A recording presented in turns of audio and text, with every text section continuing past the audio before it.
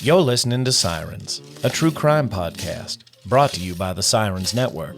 This podcast contains explicit content, so listener discretion is advised. The opinions expressed on this podcast are solely the views of the hosts and do not reflect the views of affiliates, associates, or sponsors of this podcast. This is Sirens, a true crime podcast.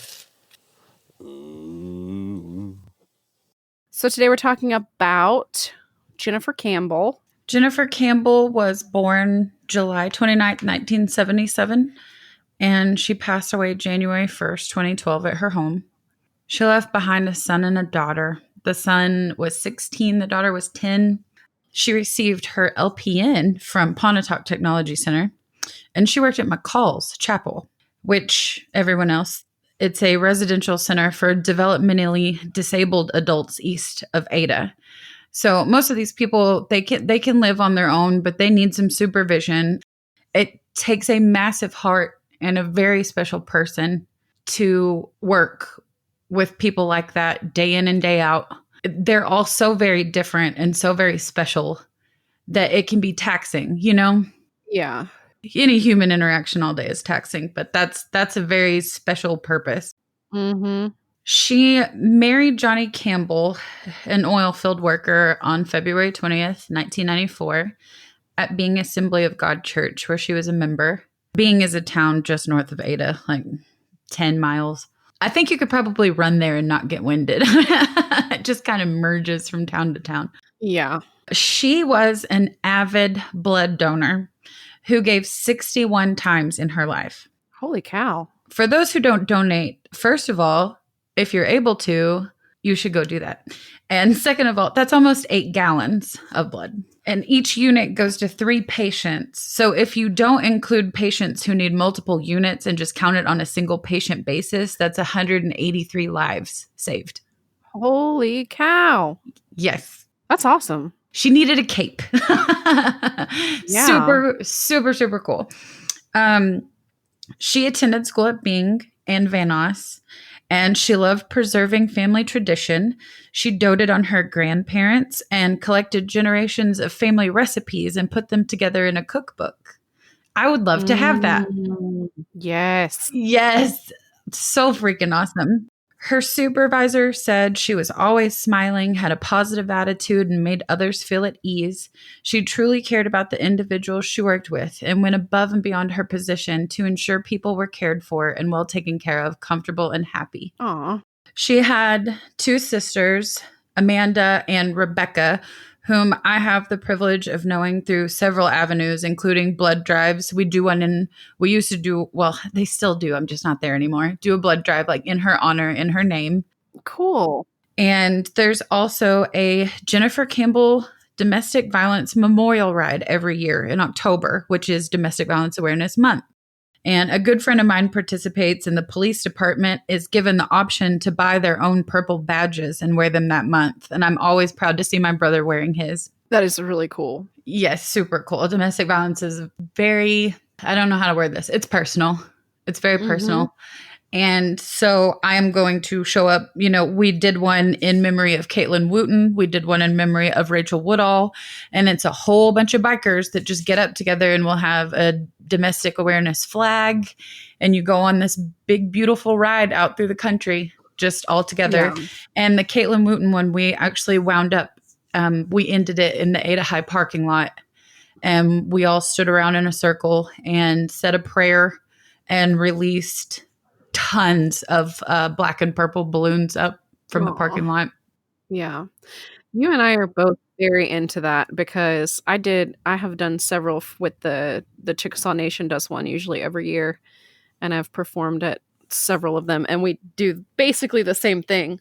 Just tons and tons of balloons, candlelight visuals, and I'm going to discuss this with people who put these things on, but balloons are not necessarily the greatest thing for animals in the environment. No. They have biodegradable ones now, though, because people do release balloons so often. You can get a better for the world version. So look into that. If you're going to go releasing a whole bunch of latex into the sky to go God knows where, look for biodegradable ones. You can get them pretty cheap on Amazon.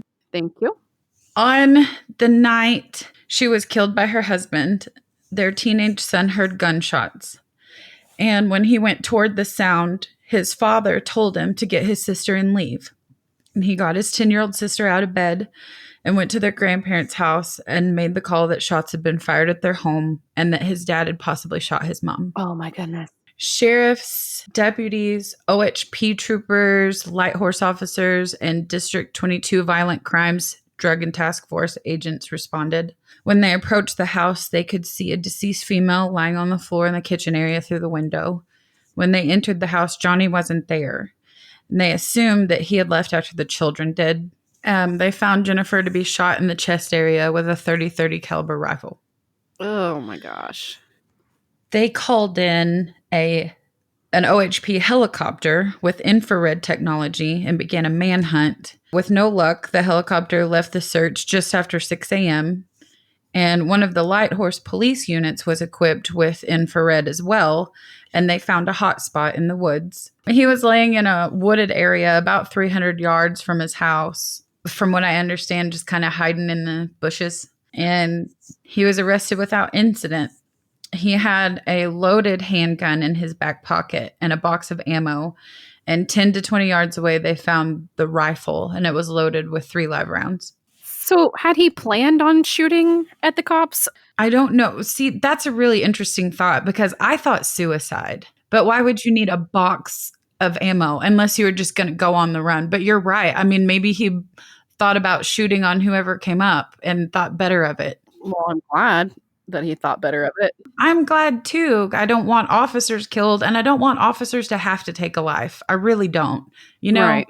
That stays with them forever. That's completely not why they do their job. I'm just glad it didn't come to that. Anyways, upon questioning, he told an investigator that he and Jennifer had been arguing since she got home around 11:20.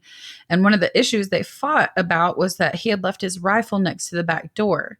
He said he picked up the rifle and started walking toward the spare bedroom, and he just snapped and shot her. They were fighting about him having the gun there, but I guess I don't understand how that could escalate so quickly. I don't know. I know. And that's the thing when people snap. Like this was obviously not their only problem.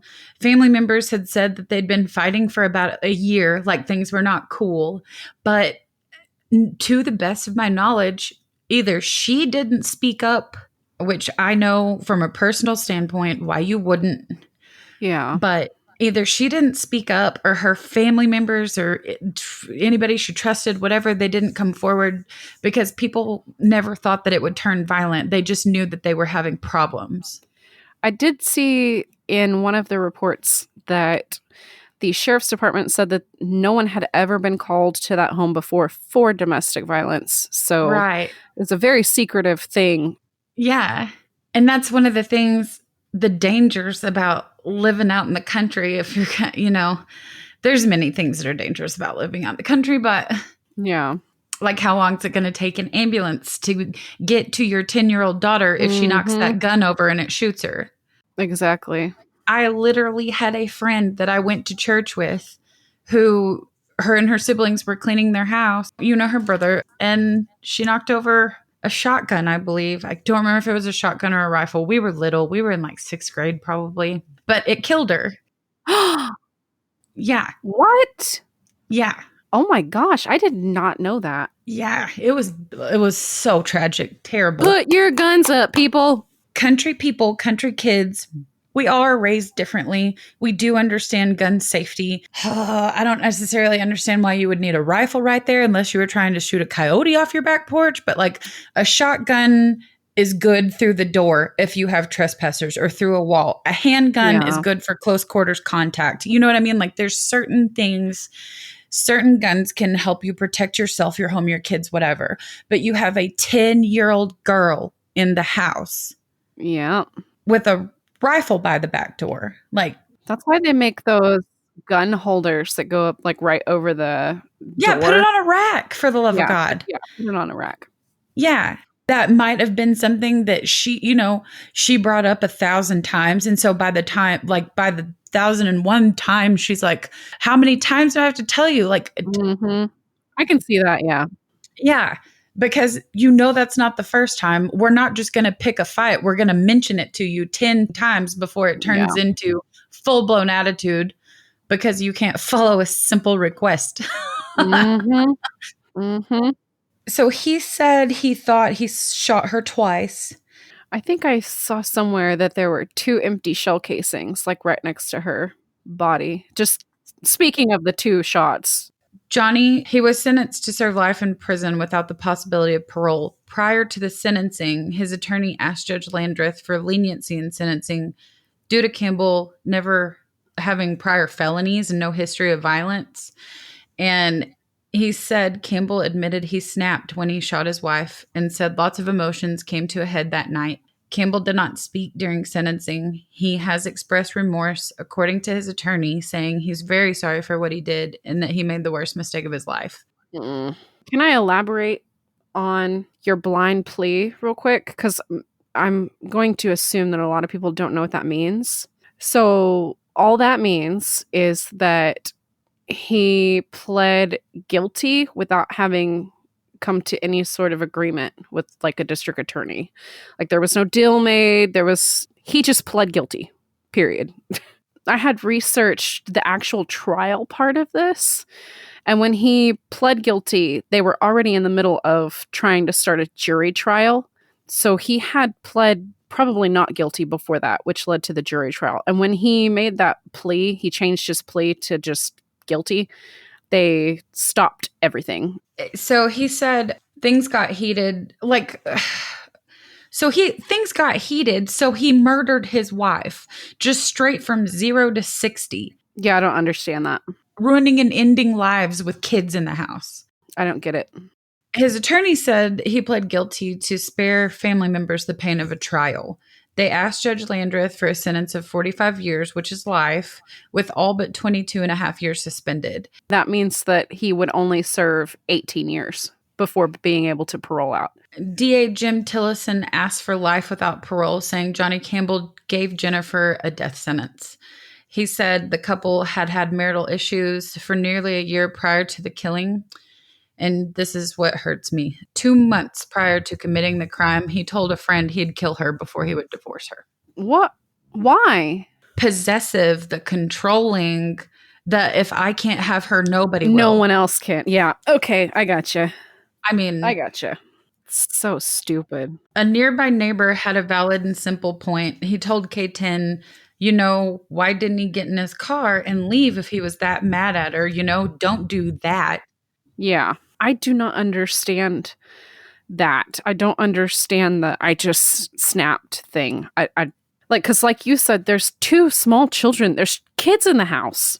How can you just go from kind of being nagged to put a weapon up that could potentially kill your children to killing your wife just all in one fell swoop? I don't get it. There's a whole lot that went on in that house that we don't know about, but maybe nobody knows about.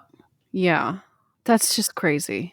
I'm going to say this, but when you work with mentally disabled people, they can make you a little bit fearless. You may not see a threat as a threat so much anymore. They get very aggressive, very violent. They will grab knives. They have to be sedated. These people are not all the way there, and they don't know how to respond properly, and they don't know how to toggle and control their moods. And so working out there, especially in close contact as a nurse with them, I'm just saying she may not have ever thought that it would come to that point, but a certain level of him being an all the way there kind of person may not have seemed scary to her. Yeah. You have to think about it too. Like for someone like after this whole end game, for someone to have just killed their significant other, regardless of if they planned it or if they quote unquote just snapped or whatever, you still killed your significant other. I don't know. I can't grasp loving someone and still killing them. Therefore, in my brain, you must not love them if you killed them. Does that make sense? Okay. All that aside, men are just animalistic when it comes to their tempers sometimes. Of all the cases we've done, there's been one female murderer. I know. And even then, that one had kind of like a Harley Quinn type syndrome. Like, she loved him too much. The one serial killer lady that you and I do like, we're kind of like, oh, we get it. Because we're female. Eileen Wuornos. Yes. Oh, I 100% get it. I get where you're coming from. I do not condone murder. However, I get it. Like, I can understand her mindset. Exactly. But I mean, these two were married for 94 to 2012, like 20 years. So like 18 years. Yeah. You know, that's a long time. Yes. There's a whole lot of fights built up behind those two gunshots. I'm telling you. Maybe I should rephrase. That's a long time to have just snapped. There's, like you're saying, there's some buildup there. Someone like this doesn't just snap. I think maybe he thought about it once or twice before that. Yeah. How do you even know who the hell you are anymore? Without that person? Yeah, and then you turn around and just drop them dead. So now your children are left without both parents. Mm-hmm. Okay, psychologically, having children old enough to remember this event, to miss their mother, to be placed in a different home, to know their father's incarcerated for what he did, for me personally, that would be like losing both parents. I could not forgive anyone or anything for taking my mother. No. I don't give a hoo-ha if you're my biological father. You're dead to me. Oh, yeah. Yeah. 100% agree. I thank God every day that me and my mother are safe because of the shit that we went through. But I don't think I could ever want to see his face. No. Oh, no. I'm done with that. Like you said, that guy's dead to me. That's it. But that poor boy, he had 16 years of his dad. You know, like, yeah.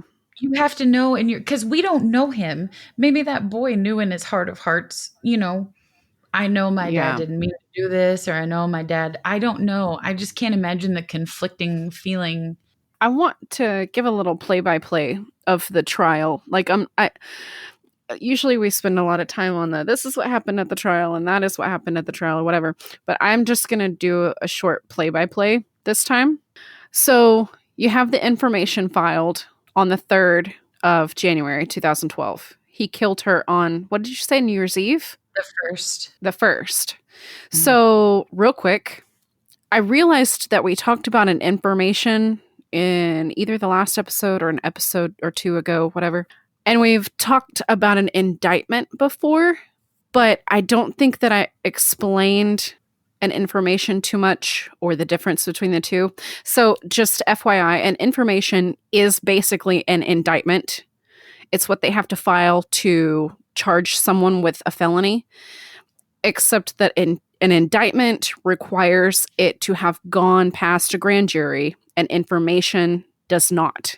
They just file an information and then they go arrest a person. And so in this one, an information was filed.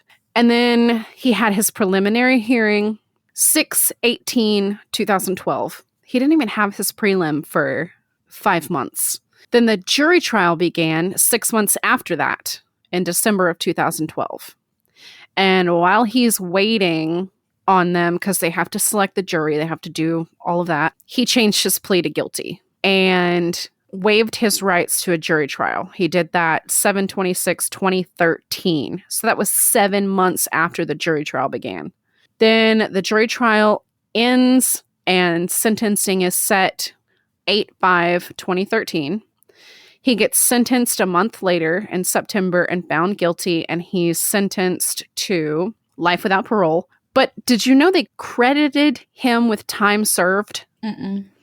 I mean, it's life without parole, so it doesn't really matter in this case, I guess. But if he had gotten what he initially wanted and gotten life with the all but 22 years or whatever, then that means he would have served 18 years and been credited with 2 years off of that. So it would only have served 16 years. Thankfully, Thomas Landreth was like, oh, no. He's a lifer, and gave him life without parole. But he also had to pay restitution, like almost $10,000 in restitution. And they held him in county jail for 859 days before they transported him to Lexington. Jesus. Yeah, I didn't know they could hold them for that long, honestly. He is now in Lexington Correctional Facility. That's a dangerous person. Well, it's not just that. It's that he took a person out of this world that helped build the community, was like an actual contributor. You know what I mean? Oh, I do. Like someone we need more of in the world that made all of these contributions and was like legitimately trying to help society and help her community and be this good person. So we have some resources that we want to tell you guys about. So I have here the hotline.org, and it's the National Domestic Violence Hotline. The phone number is 1-800-799-7233. And there's also an option if you get on there to hit chat now. You can chat with someone. There are articles on there. Like if you're in this situation and you don't want to reach out and talk to anybody, you need to go and read up on how alone you are not, because there are tons of sources out there. There's also a lot of help you can get to maintain your status, because sometimes in a domestic violence situation, they can isolate you from family and friends, make it to where you only have them to rely on, make it to where you only have them, you know what I mean? Food, car payments, even putting their name on things is kind of a manipulator move. Mm-hmm. It's not always. Sometimes it's a very trusting thing. But if you're in a relationship, and I've had a listener reach out to me in the last 2 weeks, and she is engaged, and she is in the beginning signs of red flag zone. Oh, no. And she's like, but he's such a good guy, but he blah, blah, blah, blah. And so I went ahead and predicted exactly what happens when he's not a good guy. Yeah. And she confirmed that. All of you who are not reaching out or scared to say anything, there are a lot of resources to help get you money, to help get you food, to help find you housing, including your children, any dependents you may have, you know.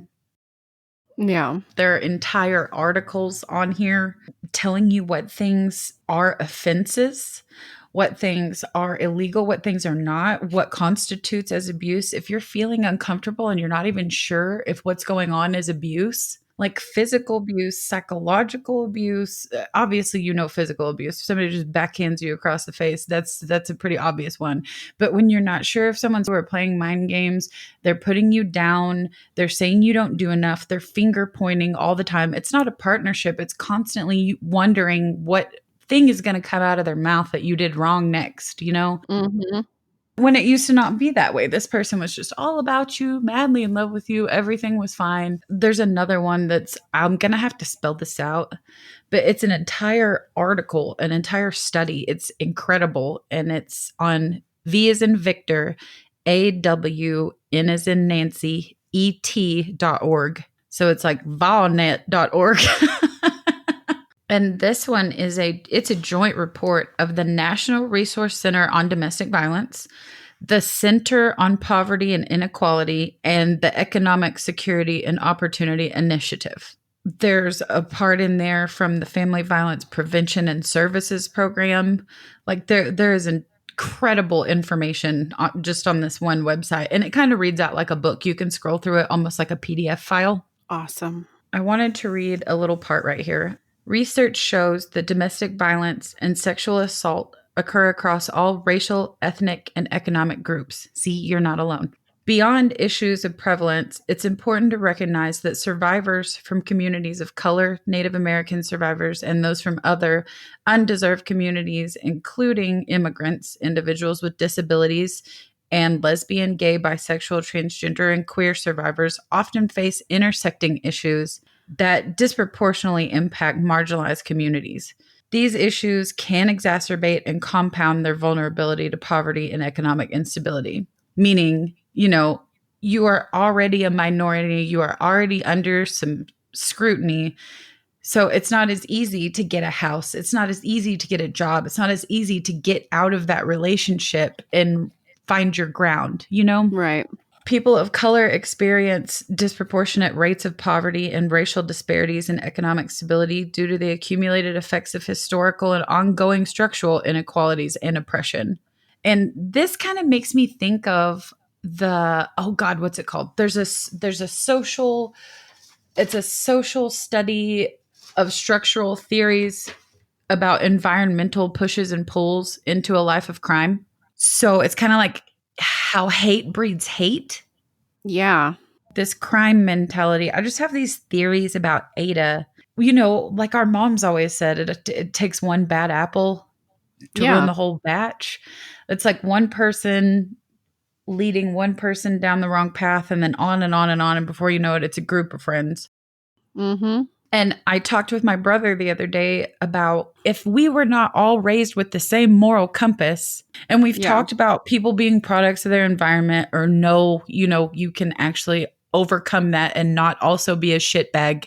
You're not predetermined to be like that. You make an actual choice to draw your hand back and punch someone you love in the face. You make a choice. You absolutely choose that. You don't just, I don't know what happened. My arm just got the best of me. Like, not if you love someone. I mean, if you love someone, like you say that you love someone, you don't do that. No. I don't know. That'd be like me just like punching Elvis for no reason. Just right in the snoot. Like, no, I love him. I want him to be safe and happy and comfortable and warm. And I would never do that to him. So why would I do that to a person that I love? No. When my dog sneezes, I say, bless you. Me too. Like, there are just certain things you do and don't do. But not everyone was raised that way. Not every culture is that way. Not every country is that way. Mm-hmm. Like, I'm scared. I get scared when my boyfriend flips someone off in traffic because I'm like, we are going to get shot. Yep. Yes. Yes. Please calm down. Yes. No, that is a legitimate fear, though, in today's day and age, because I have the exact same thought. I'm like, oh my gosh, please don't. Please don't. Somebody's going to roll up and shoot us. I swear. Yes. And if we're in my truck, definitely don't act out. Don't tailgate somebody. Don't flip somebody off. Because what if that guy sees my truck and he's like, that's that asshole. And then I get shot over something you did. It's my truck. You know? Exactly. So those are things that you have to be concerned about and you have to worry about. And we are never going to make any headway unless we try to understand each other. I do not have to agree with your culture. I don't have to agree with the way that you were raised or whether you think it's right, or whether I think it's right, whether you think I'm wrong. You know what I mean?